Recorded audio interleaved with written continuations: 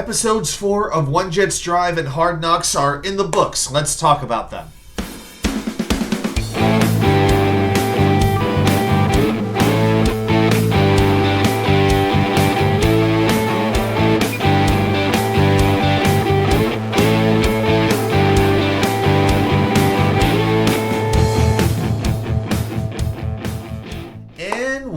Well, welcome back to New York Sports WickerMedia. I'm Wa2K99. Thank you, as always, for taking the time to watch these videos.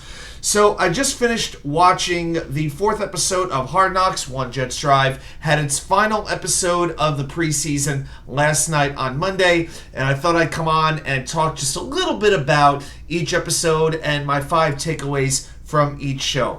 As far as One Jets Drive goes, this wasn't my particular favorite episode, but I will mention a couple of highlights here. I like that they started the broadcast off talking with Bob Wischusen and Marty Lyons, the Jets radio team, because these guys have been together now, I think, about 20 years. They've been together a long, long time. They have seen a lot of crappy football that they have broadcasted. But even when the team was good, they never got a chance to really broadcast with the Jets having a truly great quarterback. I think they were together for the Brett Favre season, but Favre was certainly past his prime and injured. And you could just see the excitement that they have. You could tell it in their voices how excited they are for this upcoming season.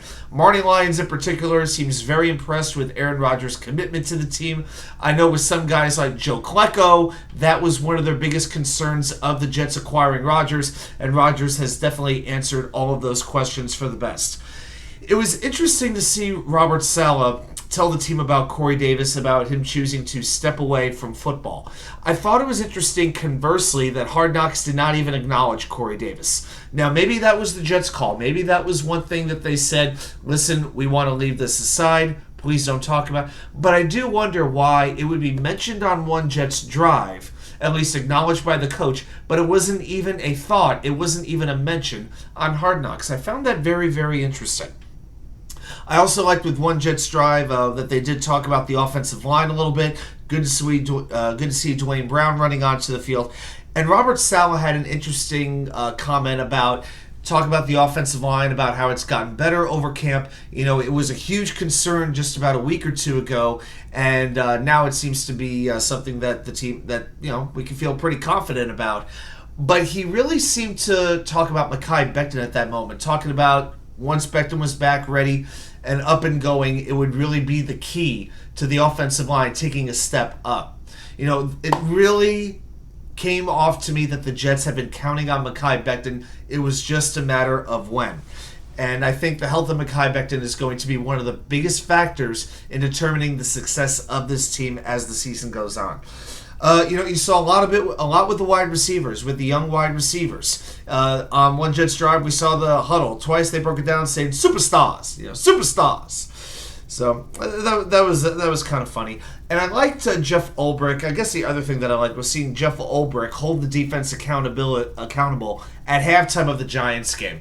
On Saturday, I thought for about the last 20 minutes or so of the first half, the Jets defense really wasn't playing the way that they're capable of. I really didn't like what I was watching. The Giants got back into the game, and Ulbrich was quick to call his boys out. He really, really was. And it still amazes me, I'm going to come back to this again, that maybe a year and a half ago, there were Jets fans who wanted Ulbrich fired. It's amazing, again, when you have good players, how much better it makes a coach look. And the ending was pretty good, just a quick montage of clips to get you ready for the season. But I'm glad they came back to one quote that I talked about from the beginning, that Aaron Rodgers said. This was said at the beginning of episode 1, right before the team broke their summer camping. And he said, what are you willing to give up to win a championship? Not what are you willing to do to win a championship, but what are you willing to give up? It's not just about hard work, it's about sacrifice. And teaching these young kids that can go a long, long way. Sacrifice. Doing what is not comfortable to get what you truly want. That's what the best do. Now, with Hard Knocks, it was a very interesting start with the Latin music. It's like we have some Miami Sound Machine type vibes going on with the congas and the rhythms. It was pretty good, and it was interesting the way that HBO kind of worked in the chef. making all this just beautiful looking food. It looked like some stuffed French toast was in there, some smoothies, some good looking stuff. And then you have the equipment guy working on Aaron Rodgers' jersey, working on his helmet. It was an interesting way to do some editing. I wouldn't mind a little bit more of a description of the food, I mean, if I'm being honest with you. But I gotta tell you, I love Nathaniel Hackett. I really do. I love the Leslie Nielsen reference at the very beginning of the series, and now he references the Flowbee. Come on, those of us who grew up in the 90s and we watched all these infomercials growing up, tell me you don't remember the Flowbee. I think the guy with the beard giving himself a haircut because the Flowbee's attached to the vacuum and it gives you a haircut, and it was like fascinating. Like, it was pretty much right in between the Anthony Robbins commercial for Personal Power and the and who knows, like Color Code 2000, the color product, and of course all the Ron Popeil stuff with the GLH for spraying there. That was great. You could cut your hair and then you could spray it with the Ronco product. Just awesome stuff. Anyway, that's enough about 90s infomercials for right now. But angry Aaron Rodgers is scary Aaron Rodgers. For being a kind of a mild-mannered guy, like, I don't think of him as a yeller like I do, say, I don't know, like a Peyton Manning or a Tom Brady or somebody like that. But Rodgers will go off when he needs to go off. I'm sure he doesn't as much as he used to. But, man, you could see, like, when the offense was struggling in that scrimmage, he was pissed. I mean, every other word was an F-bomb. And then they have their huddle. He's like, number 17, Garrett Wilson, step into my office. And then, boom, they just start humming. Boom, boom, down the field they go. Gotta love it. I like seeing the defensive line dinner. This was kind of like the tanzelsmart episode. The first one was all about Aaron Rodgers. It feels like tanzelsmart has become kind of like one of the main focal points of the series. So he's got the defensive line over for dinner. He's making some crawfish etouffee. That was some good-looking crawfish. Some good quality big pieces of crawfish there. Look delicious. And the fact that they even have charcuterie board t-shirts. Absolutely beautiful. That was absolutely fantastic. And then we go back to Nathaniel Hackett talking about the gold zone, Tuggalicious. I had no idea what that referred to, if I'm being honest. But he talked about the idea of celebrating together, being one, the team being one. Everybody's got to pull in the same direction if this thing is going to work. And, his energy, it may not have been suited to be a first-year head coach with Russell Wilson as his quarterback, but you could tell. I feel like Nathaniel Hackett, like 500 pounds of pressure is now off of his shoulders, and you can tell he just loves what he's doing right now. He loves being an offensive coordinator again, and he loves working with Aaron Rodgers again. It's a beautiful thing to see. Then we get into the wide receivers on Hard Knocks. And it was fascinating for me to learn about the relationship with Jason Brownlee and Xavier-Gipson. Now, as the time I'm recording this, we now know that both wide receivers, as of now, are on the Jets 53-man roster. Don't expect that anything is going to change in that regard. But it's interesting that they got to know each other during the Senior Bowl. They pushed each other to get better, and now they're both on the same team. And I guess they're motivating each other work because, God bless them, with Corey Davis no longer on the team, an extra wide receiver spot opened up, and they grabbed those spots. So, hey, God bless them. Then it got to jeromekapp, and this was kind of like the opposite end of the spectrum, and this is where I started to get the feels a little bit, because I was really, really rooting for Cap. I've done videos on jeromekapp before.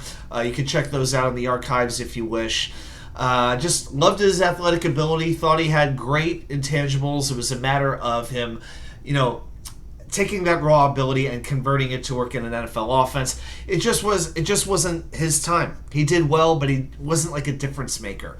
But they really they showed his juggling ability, which as if the rapping was the only thing that he could do.